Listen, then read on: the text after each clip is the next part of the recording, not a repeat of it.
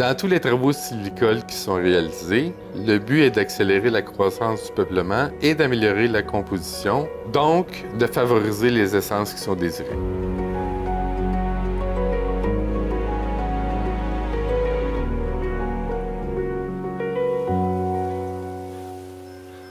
L'éclaircie précommerciale, il y a deux variantes. Il y a la variante systématique et il y a la variante par puits de lumière.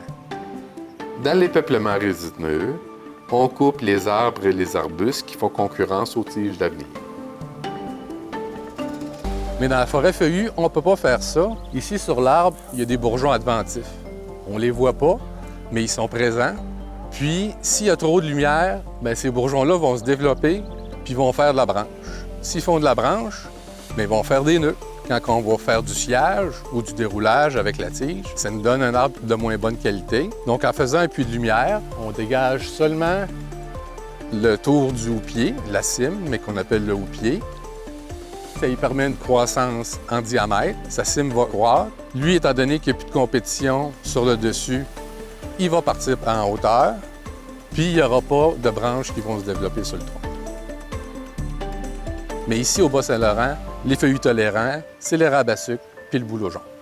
Le pourcentage d'efficacité entre faire le traitement ou pas, en général, là, on peut parler de centimètres par année supérieur en termes de diamètre.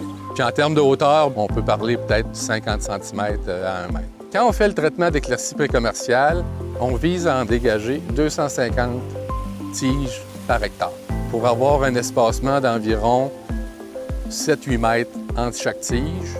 On veut qu'elle soit bien répartie sur l'ensemble du secteur qui est traité. Puis ça, c'est les tiges qui vont devenir le futur peuplement.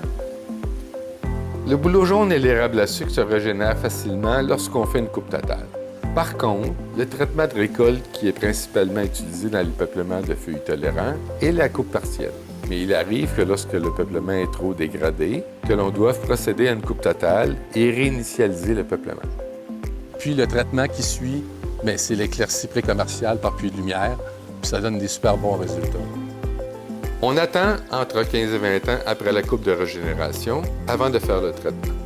Si on fait ça trop rapidement, bien, les tiges ne sont pas différenciées. C'est qu'on va avoir plein de petits bouleaux jaunes, plein de petits érables à sucre, mais ils vont tous être pareils.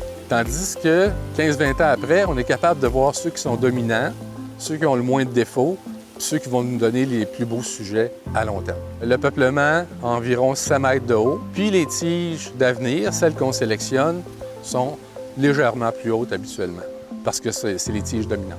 C'est vraiment de faire la sélection des meilleures pour les rendre encore meilleures. C'est super important de continuer à le faire, mais on fait ce traitement-là depuis les années 1990 environ.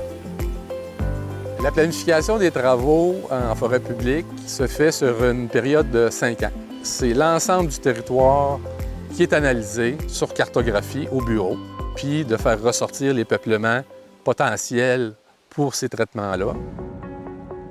On envoie une équipe de techniciens forestiers pour faire un inventaire d'intervention et ensuite on procède à l'analyse des données et on pose un diagnostic sylvicole. C'est la proportion d'arbres d'avenir en feuillus tolérants, parce que ça prend une certaine proportion pour obtenir nos 250 tiges. Les tiges sont marquées par un marteleur, mais c'est un ouvrier sylvicole qui vient abattre les tiges qui compétitionnent la tige d'avenir. C'est majoritairement fait à scie mécanique, parce que souvent, il y a des gros arbres, on n'est pas capable de les abattre à la débroussailleuse. On est au stade pré-commercial. Donc, les tiges qu'on abat, on les laisse par terre. On ne peut pas les transformer en usine. Ça va se décomposer, ça enrichit le sol. C'est bon pour la nature parce qu'on garde toujours un couvert forestier. Ici, on est dans la partie non traitée du peuplement. Comme on peut voir, il y a beaucoup moins de lumière. Il n'y a pas de tiges d'avenir qui sont dégagées. Puis la raison pour laquelle le traitement n'a pas été fait ici, c'est qu'il n'y avait pas le nombre suffisant de tiges d'avenir. On laisse la forêt aller naturellement.